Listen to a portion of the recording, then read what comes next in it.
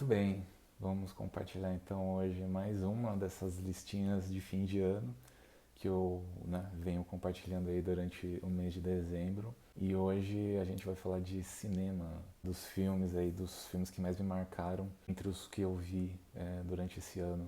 Listas de filmes são as que mais me empolgam, assim, desde que eu comecei a fazer esse tipo de lista, né? Essa lista de melhores filmes, né, ou filmes que mais me marcaram, por exemplo, eu faço todo ano desde 2013, 2014. Então já é algo meio tradicional aqui para mim, todo final de ano, fazer essa recapitulação, né, do que eu assisti, o que eu mais gostei e tudo mais. Inclusive eu vou até deixar o link aí do meu perfil lá no Letterboxd, porque lá tem as listas ano a ano ali de quais eu mais gostei e tudo mais.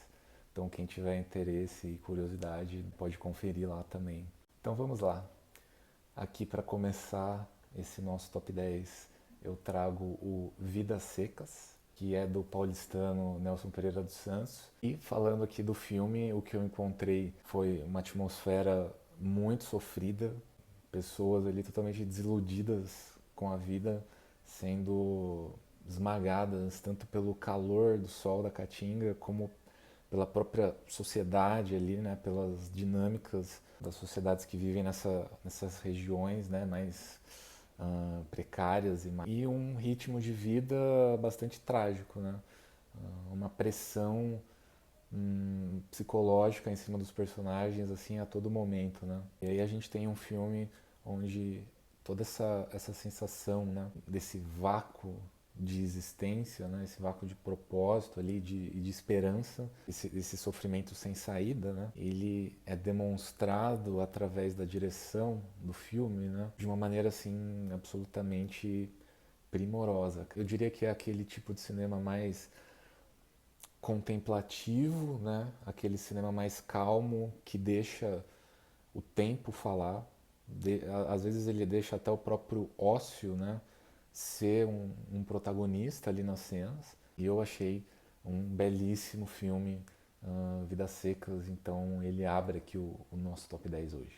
Indo agora para o top 9, a gente tem esse filme brilhante, excelente. O diretor que para mim é sinceramente, é um dos maiores do mundo atualmente, que é o japonês Hamaguchi Ryusuke, e o filme é o Drive My Car. É quase que uma ópera, né? Uma ópera moderna, só que o drama dela se dá através daquela sutileza que é característica, né, do cinema japonês e chama muita atenção para a sensibilidade desse diretor, da maneira como ele tem de representar as relações humanas e as ressonâncias que surgem a partir das interações de diferentes pessoas, né? E essas ressonâncias, a exemplo, né, dessas características mais calmas ali do cinema japonês, a gente percebe através de um silêncio, né, através de uma pausa, através de um olhar, através de uma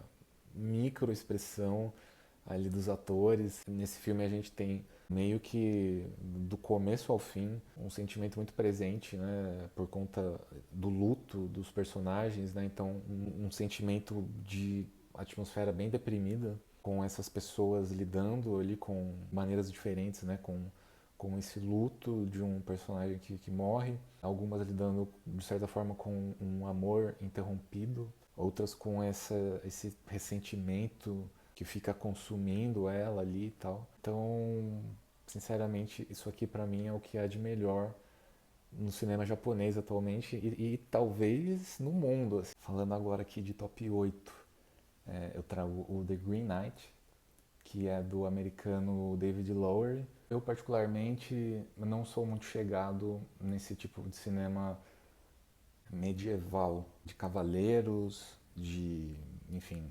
fantasias e reis, mas esse filme, o The Green Knight, é assim, é uma surpresa extremamente gratificante.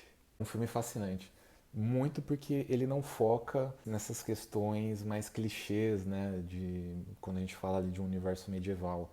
Então, das batalhas, dos cavaleiros, enfim. Aqui ele aborda uma dimensão totalmente espiritual da coisa, né? Ele foca até numa dimensão mais supersticiosa, né? Mais surreal ali que é esse estado de espírito medieval, né? E é um filme, assim, hipnotizante de ver. É, cena uma mais linda que a outra.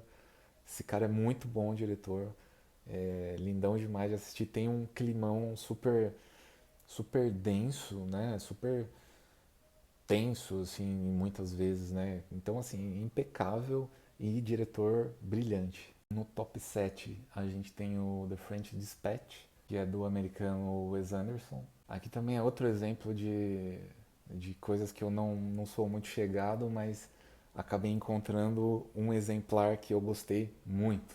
Nesse caso aqui é falando dos filmes do próprio Wes Anderson, né? Eu, sinceramente, nunca fui muito chegado, não sou muito atraído pelos filmes dele. É, vi bem poucos, assim, acho que fora esse aqui, talvez um ou dois, sei lá por quê.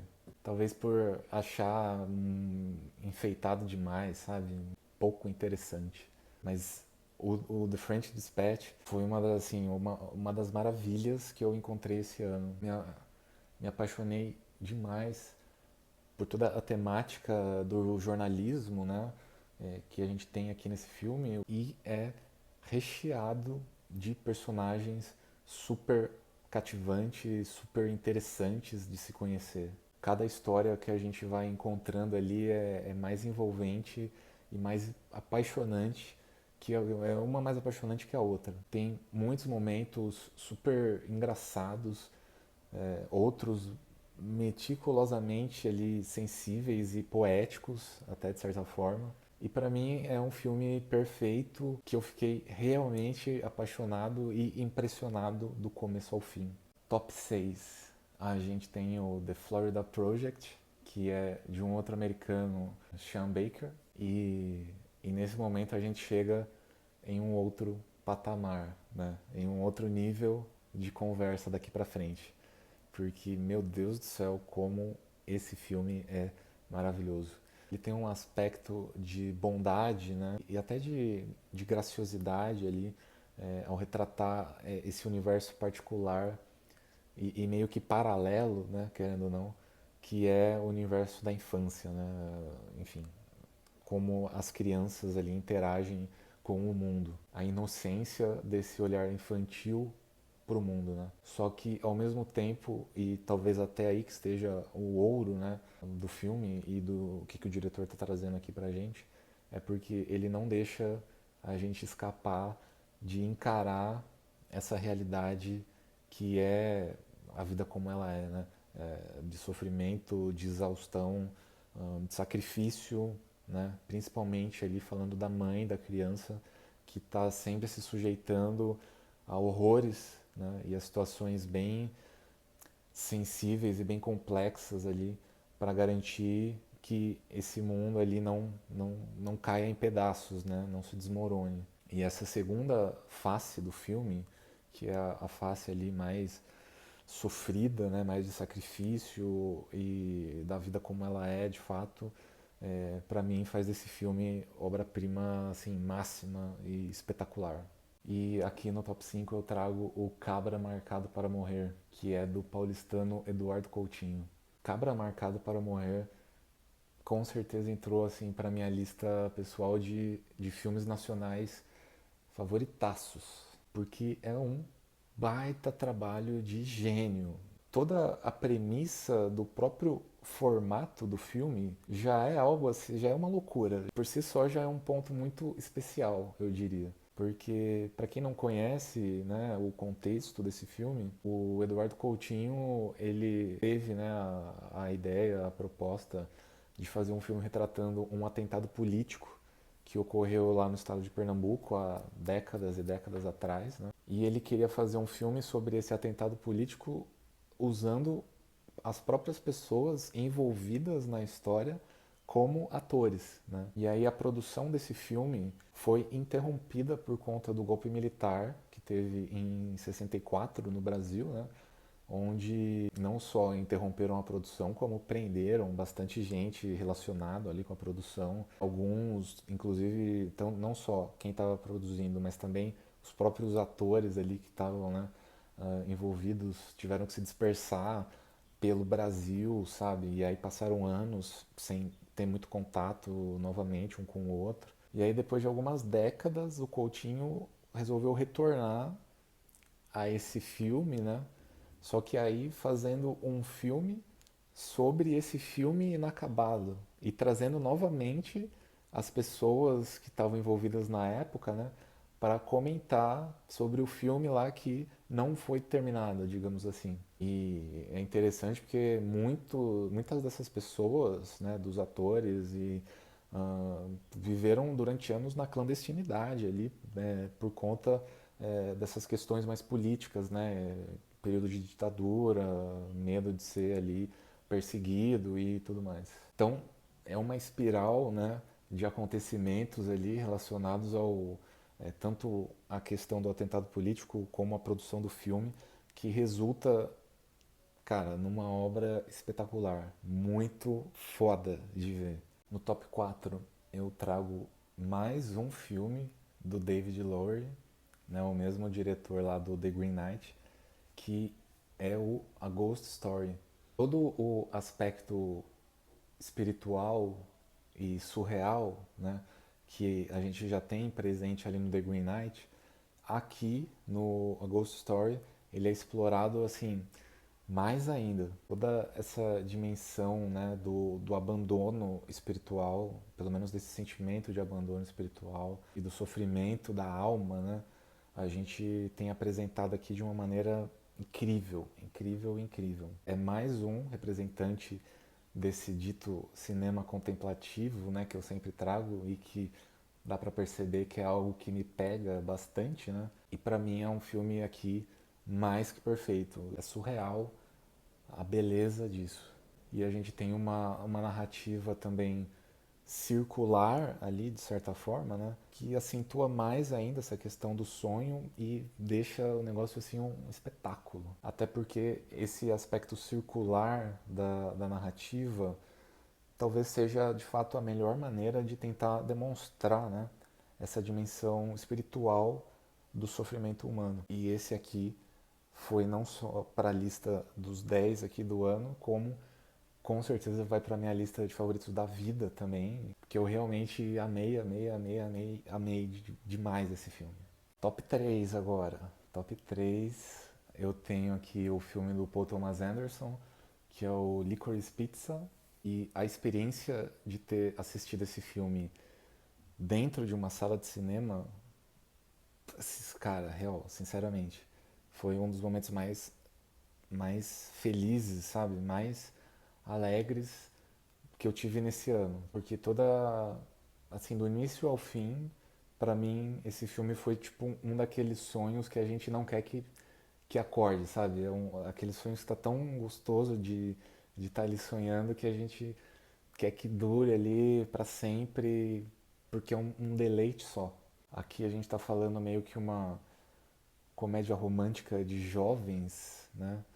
Ou melhor, um compilado de crônicas sobre a juventude, né? Onde a gente tem uma ênfase nesses momentos que mais dão frio na barriga, né, na juventude, que mais dão essas borboletas no estômago. E aí falando principalmente de, né, encontrar ali o primeiro amor, seja nas enrascadas ali que a gente vai se metendo quando é jovem, ou seja também conquistando algo pra gente, né, algo que a gente dê valor. E é um filme super engraçado também, super descolado, sensível, sem dúvida nenhuma é uma das experiências mais gostosas assim que o cinema pode permitir a gente experienciar, sabe? Top 2, Alemanha, ano zero, do Roberto Rossellini, italiano Roberto Rossellini, né? Que inclusive é uma lenda do cinema italiano, que é um dos meus cinemas preferidos aí.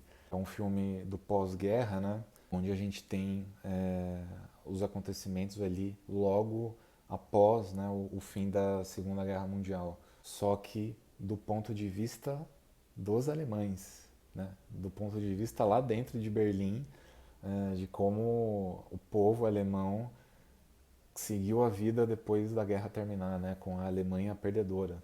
E esse ponto de vista, né, população alemã, para mim é bastante interessante, porque não só no cinema, né, como na literatura, principalmente, a gente tende a ter com mais frequência o lado vitorioso contar a história das coisas, né?